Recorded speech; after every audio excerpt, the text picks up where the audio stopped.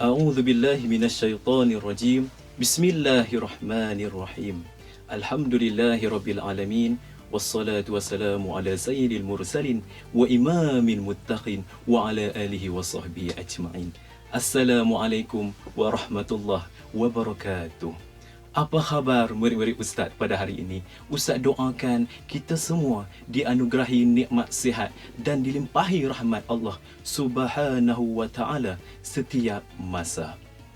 Pada hari ini, murid-murid akan bersama Ustaz, iaitu Ustaz Ahmad Fakhruddin bin Ahmad Sobri.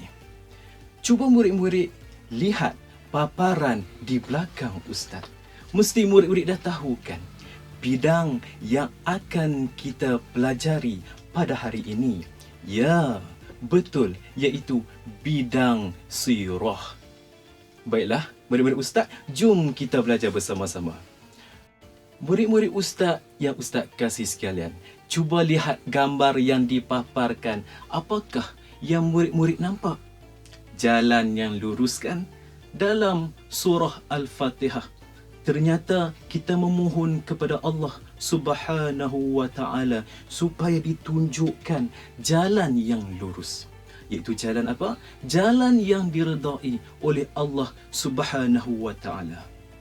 Untuk kita mendapatkan jalan yang lurus itu, yang diredai oleh Allah Subhanahu wa taala, semuanya pasti bermula dengan penyampaian oleh seseorang untuk membimbing kita menuju ke jalan yang diredai Allah Subhanahu wa taala. Baiklah, oleh itu murid-murid, apakah istilah penyampaian yang kerap kali kita dengar dan diceritakan tentang seorang manusia yang luar biasa membimbing kita semua ini sehingga mendapat nikmat Islam yang kita anuti sekarang ini? Tidak lain dan tidak bukan, semuanya kenal, semua masyarakat dunia kenal, iaitu dakwahnya Nabi Muhammad sallallahu alaihi wasallam. Sebelum itu murid-murid, jom mari nyanyi bersama-sama Ustaz. Awal kalam dengan salam, buat junjungan khairul anam. Dalam selawat yang disulam, alun zikir memuji sahibul alam. Lembaran sirah pun berperi, riwayat insan yang terpuji. Bersalah silah para nabi, keturunan Quraisy yang molek pekerti. Baiklah murid-murid sekalian, nyanyian tadi dapat kita rumuskan semestinya manusia yang paling terbaik akhlaknya, terpuji sifatnya, itulah Nabi kita, Nabi Muhammad sallallahu alaihi wasallam. Oleh itu, insya-Allah pada hari ini mari kita bersama-sama belajar tentang dakwah Nabi Muhammad sallallahu alaihi wasallam.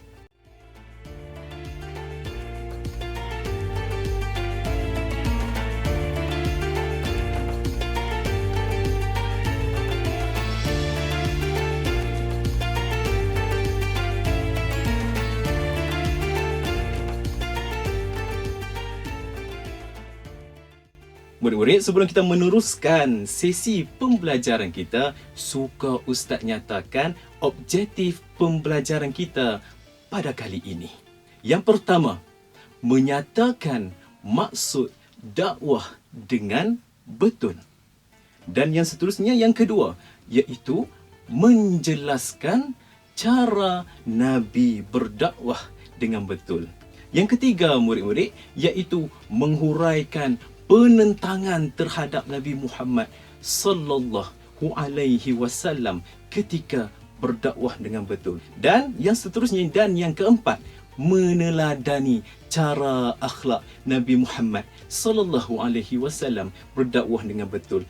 Baiklah, Ustaz berharap semua murid dapat memberikan tumpuan dan fokus dengan apa yang akan Ustaz kongsikan. Murid-murid, mari kita mulakan pembelajaran pada hari ini. Baiklah, sebentar tadi Ustaz dah nyatakan tajuk bukan? Apakah itu dakwah? Dakwah ialah menyeru dan mengajak umat manusia untuk beriman dan taat kepada Allah serta kembali ke jalan yang benar. Ya murid-murid, itulah artinya dakwah. Nak tahu tak tentang pengorbanan Nabi Muhammad sallallahu alaihi wasallam dan para sahabat ketika berdakwah? Pastinya ada penentangan, pastinya ada pengorbanan. Jom. Sebelum itu, murid-murid tahu tak bagaimanakah cara Nabi berdakwah? Kepada siapa? Di mana? Dan berapa lama Nabi berdakwah? Mari dengar penerangan Ustaz. Baiklah murid-murid. Nabi Muhammad sallallahu alaihi wasallam pada mulanya berdakwah secara sulit. Maknanya sulit apa? Maknanya senyap-senyap. Seterusnya, baginda Nabi Muhammad sallallahu alaihi wasallam melakukan dakwah secara terang-terangan. Mari kita lihat kepada siapa Nabi Muhammad sallallahu alaihi wasallam berdakwah. Yang pertamanya, pastinya kalau kita nak berdakwah menyampaikan sesuatu, pastinya kita mulakan dengan ahli keluarga dan seterusnya para sahabat. Dan yang seterusnya Nabi Muhammad menyampaikan dakwah kepada kaum kerabat yang rapat. Tahukah murid-murid berapa lama dakwah Nabi Muhammad? Ya, Rasulullah sallallahu alaihi wasallam berdakwah selama 3 tahun di Mekah. Setelah itu barulah Rasulullah sallallahu alaihi wasallam berdakwah secara terang-terangan, tidak perlu lagi senyap-senyap. Namun begitu, ketika Rasulullah sallallahu alaihi wasallam berdakwah secara terang-terangan, yang inilah kaum kafir Quraisy memberikan penentangan yang begitu dahsyat kepada umat Islam. Pada ketika itu, umat Islam penuh dengan penentangan yang amat dahsyat. Baiklah murid-murid, cuba murid-murid lihat beberapa gambar yang akan Ustaz paparkan ini. Murid-murid, lihatlah pada gambar yang pertama dan yang kedua, menunjukkan gambar yang berbisik-bisik, seperti menyampaikan sesuatu. Apalah yang disampaikan? Murid-murid yang dikasihi Allah sekalian, apakah yang murid-murid dapat kaitkan dengan gambar yang dipaparkan dengan penentangan orang Quraisy terhadap Nabi Muhammad sallallahu alaihi wasallam? Bisik-bisik itu ada maknanya, ada kalanya baik, ada kalanya buruk. Jika murid-murid nak tahu, orang Quraisy sangat suka menyebarkan tuduhan dan memfitnah Nabi Muhammad sallallahu alaihi wasallam. Kita tahu fitnah itu lebih dahsyat daripada membunuh. Contohnya seperti mengatakan Nabi Muhammad itu gila. Masya Allah. Ahli sihir lagi, pendusta dan pemecah belah masyarakat dan silaturahim. Ini adalah suatu tuduhan yang amat buruk kepada Nabi Muhammad sallallahu alaihi wasallam. Bukan itu sahaja murid-murid, bahkan orang Quraisy juga melarang kaumnya daripada berkomunikasi, bercakap-cakap dan menjalankan perniagaan bersama pengikut Nabi Muhammad atau umat Islam. Tindakan orang Quraisy ini menyebabkan umat Islam semakin tertekan dan mengalami kelaparan. Kita semua perlukan makanan, kita semua perlukan minuman, tapi orang kaum Quraisy ini menekan umat Islam pada ketika itu. Dalam tempoh selama 3 tahun merupakan tempoh permulaan Quraisy terhadap umat Islam yang amat perit. Murid-murid yang Ustaz kasih sekalian, tindakan orang Quraisy bukanlah berhenti setakat itu saja. Bahkan ada yang lebih lagi. Cuba murid-murid lihat paparan gambar di sebelah. Inilah gambaran perbuatan orang Quraisy terhadap umat Islam pada ketika itu. Dahsyat bukan? Mereka umat Islam bukan sahaja dipulaukan, bahkan diseksa.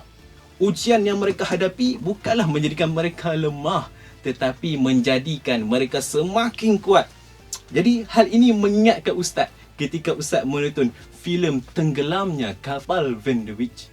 Ada satu scene ini, Zainuddin, watak utama, ada mengatakan, cinta bukan melemahkan hati, bukan membawa putus asa, bukan menimbulkan tangis sedu sedan, tetapi cinta menguatkan dan menghidupkan pengharapan.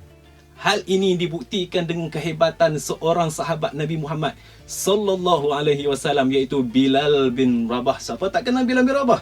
Di mana Bilal ini diseksa dengan penuh tragis diletakkan batu besar atas badannya, diheret badannya di atas padang pasir yang panas sehingga lekat geseran belakang badannya. Allahu Akbar. Murid-murid tahu apakah yang diucapkan ketika Bilal diseksa? Tidak lain, dia hanya mengucapkan Ahad, Ahad, Ahad. Bukan hari Ahad tau. Ahad, Ahad ini maksudnya yang bermaksud Allah yang Esa, Allah yang Esa, Allah yang Esa. Meskipun dipaksa mengucapkan ucapan kafir, Bilal tetap teguh mempertahankan akidahnya.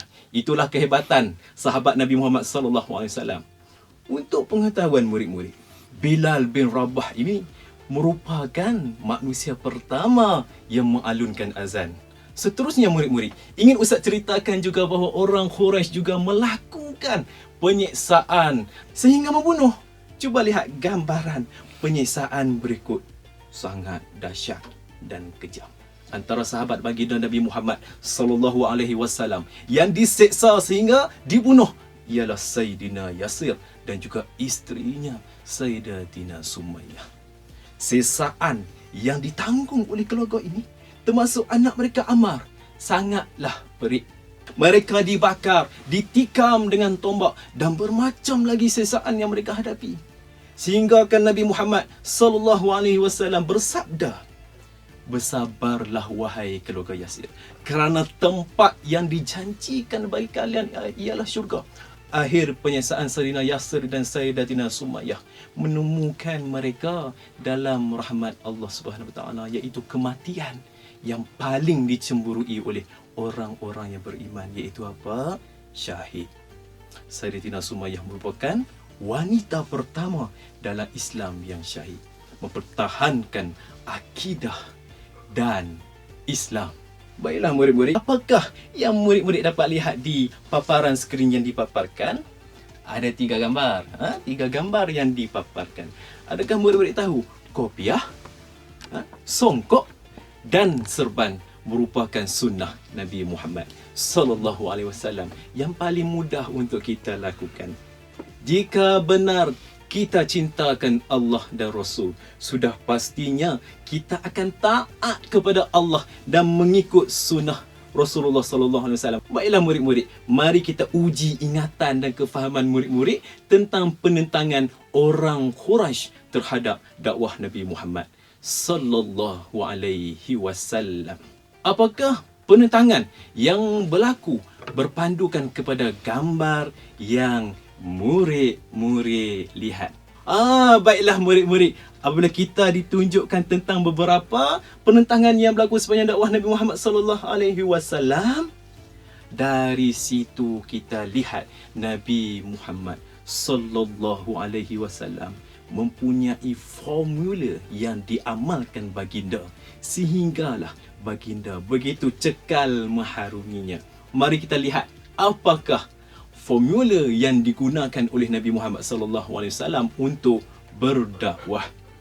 Dengar betul-betul. Yang pertama, bersabar. Masih ingatkah murid-murid mengenai peristiwa dakwah Nabi Muhammad SAW di Taif? Di sana, baginda diuji dengan hinaan serta dihalau dengan kasar oleh penduduk Taif. Baginda dibaling dengan batu sehingga tubuh baginda dipenuhi dengan darah. Darahnya mengalir mencecah tanah. Itulah Nabi kita, berkorban demi Islam, sabar menempuh cabaran sepanjang berdakwah. Murid-murid, Ustaz ada 2 situasi untuk murid-murid berfikir. Cuba lihat situasi yang pertama. Pernahkah murid-murid diejek oleh kawan? Tak kisah ejek apa pun.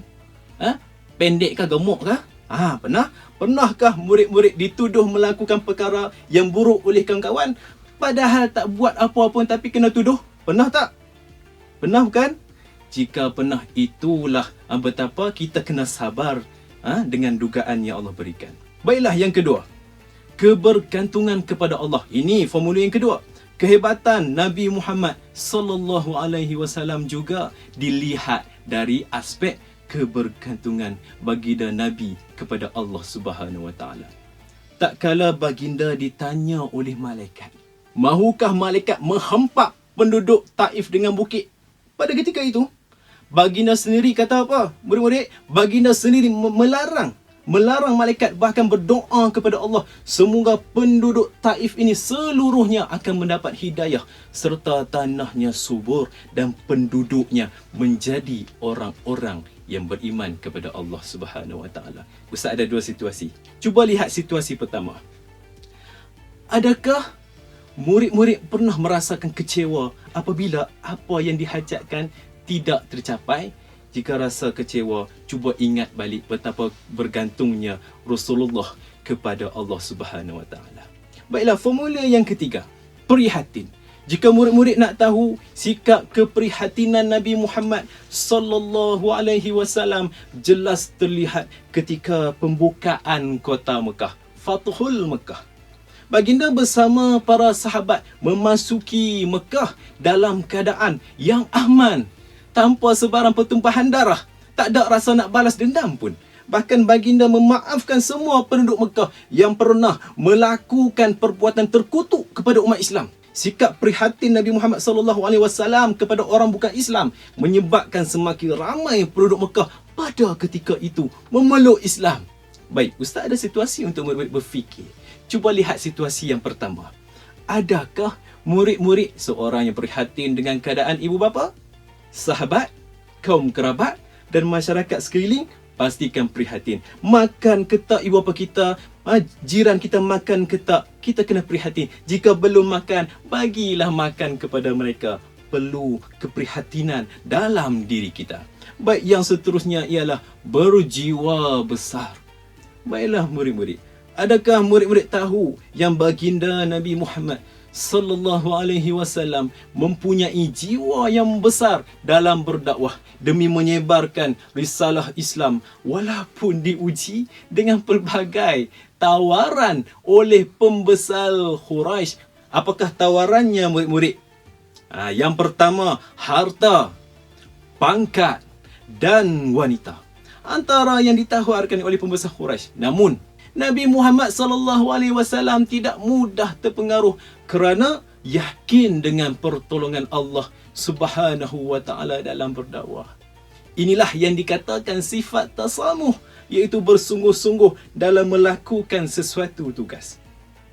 Baiklah murid-murid, tanpa melengah lagi, mari kita kukuhkan lagi kefahaman murid-murid tentang pengajaran dari cara akhlak Nabi Muhammad SAW dalam berdakwah yang boleh murid-murid amalkan dalam kehidupan.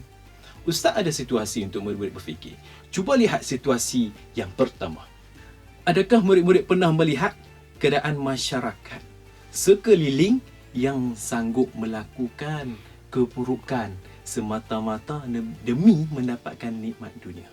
Aktiviti yang Ustaz nak berikan kepada murid-murid, apakah yang murid-murid dapat teladani dari gambar yang dipaparkan? Bagaimanakah cara untuk beroleh kejayaan seperti yang digambarkan? Bagaimana? Ya betul, kita perlu bersabar untuk mencapai kejayaan dalam kehidupan kita. Tidak kiralah kejayaan apa sekalipun, yang penting banyakkan bersabar jika diuji dengan pelbagai cabaran. Baiklah, aktiviti yang seterusnya. Murid-murid, mari kita lihat gambar yang seterusnya. Nampak tak? Ya, seorang lelaki yang berdoa. Apakah pengajaran yang dapat kita teladani dari gambar tersebut? Baiklah, murid-murid, kita perlu bergantung harap hanya kepada Allah Subhanahu Wa Taala setiap dalam urusan kita. Murid-murid, bukanlah dah tahu yang doa ini adalah senjata bagi orang mukmin. Oleh itu, berdoalah kepada Allah. Insya-Allah, Allah akan kabulkan doa kita. Amin ya rabbal alamin. Aktiviti yang seterusnya Ustaz nak bagi kepada murid-murid. Lihat gambar ni. Ya, gambar keluarga. Murid-murid pasti mempunyai keluarga sendiri kan? Sayang tak kepada keluarga murid-murid ni? Mestilah sayang. Jadinya kita perlulah sayang, menyayangi antara satu sama lain. Lihatlah kepada Nabi Muhammad SAW. Baginda sendiri tidak pernah berdendam atau ada rasa ingin membalas kejahatan terhadap orang-orang Quraisy yang pernah melakukan kejahatan kepada baginda. Ini menunjukkan apa? Menunjukkan Nabi Muhammad sallallahu alaihi wasallam sangat kasih kepada umat baginda Nabi Muhammad sallallahu alaihi wasallam. Baiklah, aktiviti yang seterusnya. Murid-murid, mari kita lihat. Ini gambar yang terakhir. Inilah ilustrasi gambar bagi setiap orang yang inginkan kejayaan. Setiap orang yang ingin berjaya mesti menanam jiwa yang besar dalam diri. Aku nak berjaya. Aku kena bersungguh-sungguh demi nak mencapai kejayaan aku. Dengan adanya matlamat dan kegigihan yang bagus, pastinya Allah Subhanahu Wa Taala akan memberikan kejayaan kepada kita. Lambat ataupun cepat, insya-Allah Allah akan kabulkan. Cuma kita kena bersabar. Ada matlamat yang penting, jiwa yang besar untuk kita mencapai matlamat kita. Baiklah, insya-Allah murid-murid, sebagai rumusannya, murid-murid telah mengetahui erti dakwah yang sebenar melalui iktibar dari perjalanan dakwah Nabi Muhammad sallallahu alaihi wasallam sepanjang berdakwah kepada umat manusia demi memartabatkan Islam yang kita ada sekarang ni. Di samping itu, murid-murid juga dapat menyelami pengorbanan Rasulullah sallallahu alaihi wasallam dan para sahabat dalam memperjuangkan kalimah suci la ilaha illallah Muhammadur Rasulullah, sehingga ada dalam kalangan para sahabat diseksa dengan amat dahsyat, bahkan ada yang syahid. Perkara utama sekali, pastilah kita menyedari bahawa segala bentuk perjuangan, tidak kiralah sama ada berbentuk dakwah, menuntut ilmu atau mencari rezeki, mestilah memerlukan pengorbanan. Murid-murid, kita telah berada di penghujung siaran.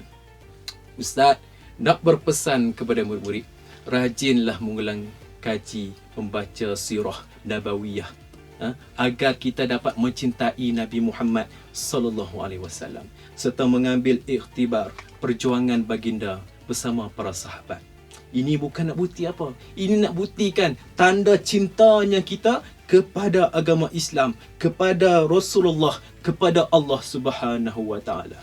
Ustaz ada sedikit pantun lah untuk murid-murid, dengan elok. Bacakan sirah agar disayangi, demi merebut kesenangan ukhrawi. Cinta Allah, cinta yang hakiki. Cinta Nabi, syurga dimiliki. Sekian, sehingga berjumpa lagi pada kesempatan yang lain. Wassalamualaikum warahmatullahi wabarakatuh.